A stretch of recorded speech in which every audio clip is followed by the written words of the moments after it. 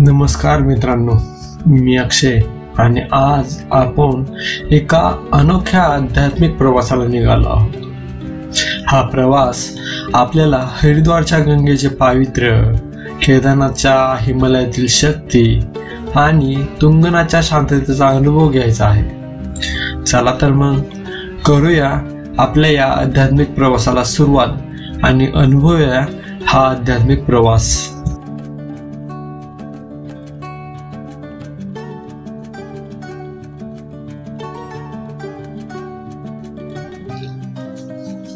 तर आपल्या केदारनाथच्या प्रवासाला सुरुवात झालेली आहे आणि आपला पहिला टप्पा आहे तो म्हणजे हरिद्वार। आपला केदारनाथचा प्रवास हा इथूनच सुरू होतो।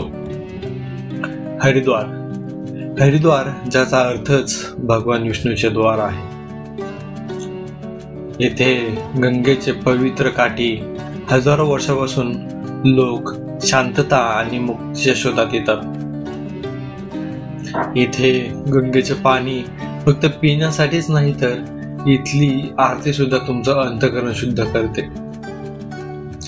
इथे हर की पौडीवरची गंगा आरती मात्र एक वेगळ्या जगात घेऊन जाते।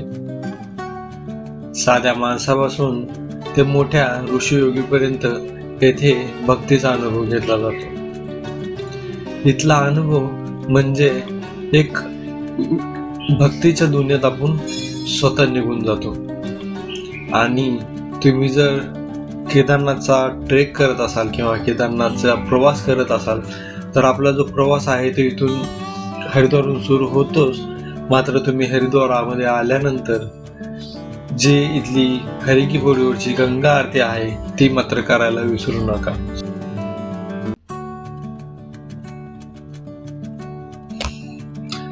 तर आपण हरिद्वारमध्ये जवळपास एक दिवस पूर्णपणे घालवल्यानंतर आपण हरिद्वार सोडून आता निघालेलो आहोत तो म्हणजे केदारनाथकडे। हा प्रवास जितका रोमांचकारी आहे तितकाच श्रद्धेचा सुद्धा आहे। याच पहाडांच्या कुशीतून जाणारी ही वाट आपल्याला फक्त शारीरिक आव्हानच नाही तर मानसिक शांतता देण्याचे वचन देते। केदारनाथ मंदिर हे इतकं मोठं आहे की इथे पोहोचणे म्हणजे एक विजयासारखंच आहे।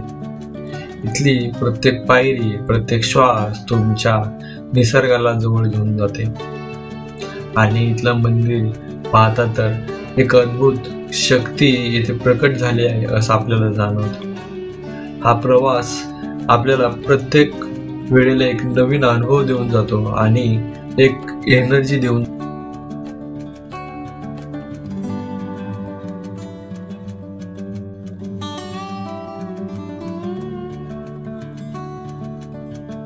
अखेर आपण पोहोचलो आहोत पंच केदारनाथापैकी केदारनाथ या मंदिराला। हे मंदिर इतकं विलक्षण असं सुंदर आहे की या हिमालयाच्या विशाल पर्वताच्या साक्षीने हे मंदिर उभं आहे। केदारनाथ हे एक फक्त मंदिर नाही तर एक चैतन्य आहे, एक ऊर्जा आहे जी आपल्या मनाला आणि आत्म्याला स्पर्श करते, आपल्या भावनांना पूर्ण विलक्षण असं सुंदर रूप देते। इथला निसर्ग इतका भव्य आहे की आपण इथे असताना आपल्याला जणू काही काळाचं अस्तित्व उरत नाही, काळाचं अस्तित्व विसरायला लागतं, आपण आपलं अस्तित्व सुद्धा विसरायला जातो। मंदिराच्या भोवती हिमालयाची सुंदरता आणि भक्तांचा गजर एकाच वेळी सुरू असताना मात्र तिथे एक भक्तांचं असं एक वेगळं असं वातावरण तयार होतं।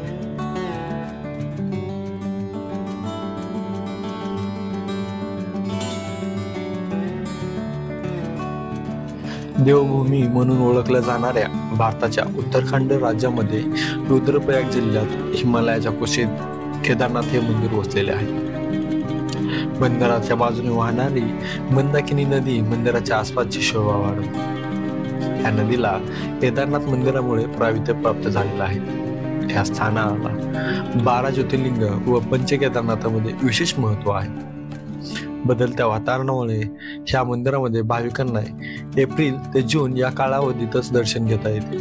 त्यानंतर हे मंदिर भाविकांसाठी दर्शनासाठी बंद केले जाते. हे मंदिर कुणी बांधले या संदर्भात अनेक आख्यायिका आहेत.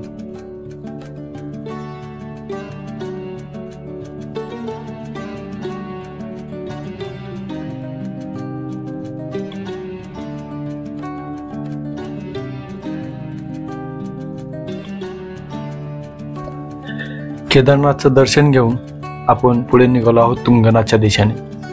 तुंगनाथ हे जगातील सर्वात उंच शिवमंदिर आहे. तुंगनाथचं वातावरण इतकं शांत आणि पवित्र आहे की आपण इथे आल्यानंतर प्रत्येक गोष्ट विसरून फक्त साधनेत तल्लीन होतो. ह्या मंदिराचा इतिहास अतिशय प्राचीन आहे आणि इथे येणाऱ्या प्रत्येक भक्ताला इथली ऊर्जा अनुभवायला मिळते. हे फक्त एक मंदिर नाही तर आपल्या आत्म्याला उंचवणारं एक स्थान आहे. तुंगनाथ मंदिर हे पंचकेदारनाथापैकी सर्वात उंच असं मानलं जाणारं हे मंदिर आहे. तुंगनाथच्या बाजूने उंच पर्वत आणि निरभ्र आकाशात चालताना तुम्हाला श्वास आणि मन हे दोन्ही शांत होतं आणि तुम्ही हा प्रवास अतिशय जवळून अनुभवू शकता.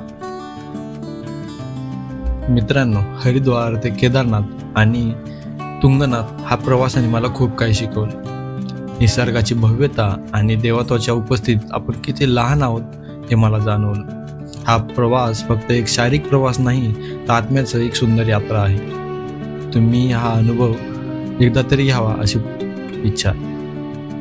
आणि या प्रत्येक गोष्टीवर एक वेगवेगळा व्हिडिओ बनवला आहे. तो जर तुम्हाला आवडला तर लाईक करा, शेअर करा आणि आणखी या प्रवासासाठी माझ्या चॅनलला सबस्क्राईब करा.